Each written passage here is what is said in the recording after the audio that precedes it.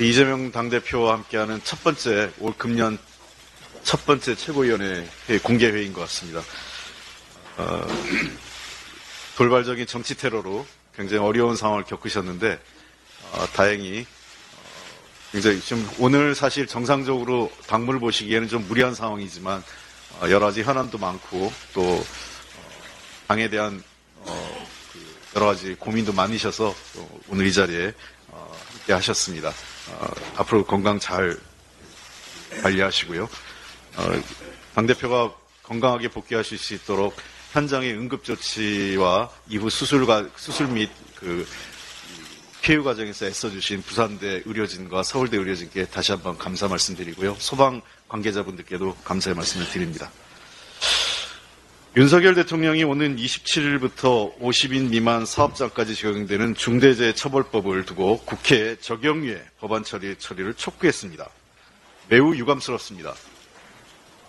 윤석열 대통령은 여전히 사람보다는 돈이 더 중요하신 것 같습니다. 옛말에 사람 나고 돈 나지 돈 나고 사람 나지 않았습니다. 정치는 본령이 국민의 생명과 안전을 지키는 것이 최우선입니다. 그 다음이 국민의 재산을 지키는 겁니다. 윤석열 대통령께서는 현장에서 노동자들이 어떤 위험한 환경에서 일하고 있는지 모르십니까? 아침에 가족들과 인사하고 갔다가 돌아오지 못하는 가장, 아들, 남편 있습니다. 그분들의 아픔을 아십니까? 민주당은 중대재해처벌법 유예와 관련돼서 여러 가지 얘기를 했습니다. 특히 세 가지 원칙을 반복해서 제안했는데 어느 하나 정부가 성의를 보이지 않고 있습니다.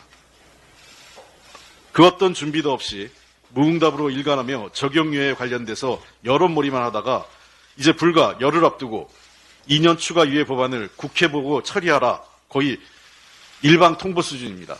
국회가 무슨 통법부입니까? 대통령 시키면 다 하는 게 국회입니까? 국회를 무시하는 대통령의 인식을 그대로 보여주고 있습니다. 언제까지 즉흥적으로 국정을 운영하실 겁니까?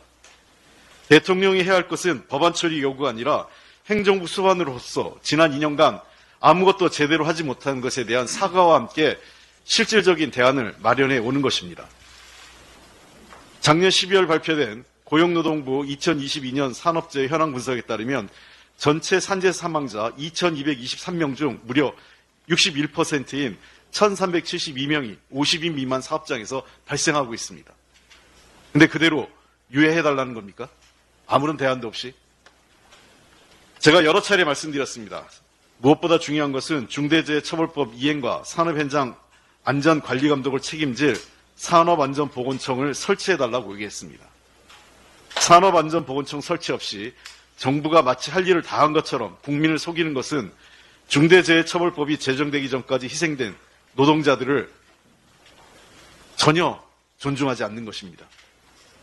지금도 전국의 산업 현장에서 사망사고와 부상으로 고통받고 있는 국민들을 실망시키고 있는 것입니다.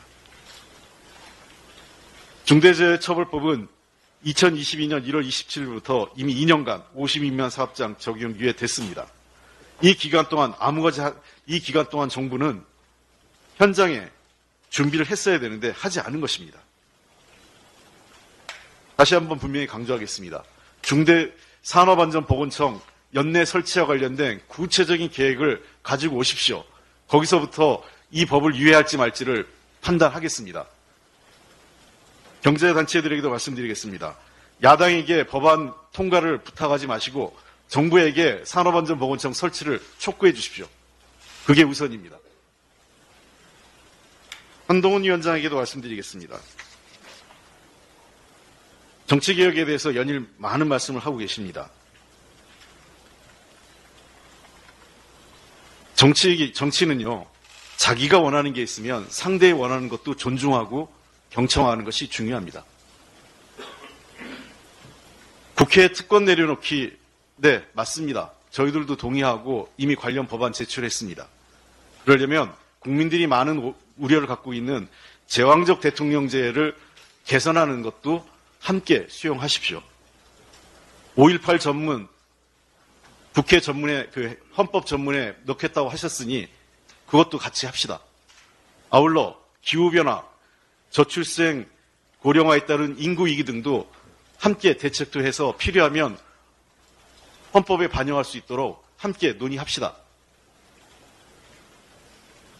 여전히 자신의 상관이었던 윤석열 대통령의 허락 없이는 아무것도 못합니까? 카톡 지시를 받으셔야 됩니까? 그렇게 정치 비루하게 하지 마십시오. 구질구질한 것은요, 민주당이 뭐 구질구질하다고 하는데, 지하철, 돈도 많은 분이 지하철 공채 몇십만 원 아끼려고 지방으로 주소지 이관하면서 주민등록법 위반하는 게 그런 게 구질구질한 겁니다. 한동훈 위원장님, 좀 잘하십시오. 이상입니다.